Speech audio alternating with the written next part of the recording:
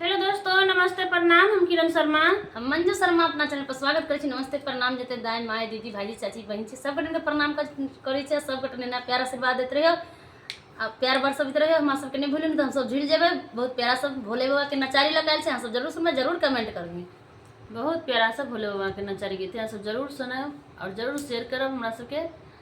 और हर हर महादेव कमेंट नहीं लिखना है, नहीं भूलब। बहुत जल्दी सावन आबि रहल छै, जल चढ़ावा के दिन से आबि रहल छै भोला बाबा के, तो अहाँ सब जरूर फूल लाज करके सुनू और कमेंट ने हर हर महादेव जरूर लिखब। अहाँ सब जय जय महादेव जरूर लिखब। बहुत प्यारा सा गीत है, सब जरूर लिखब।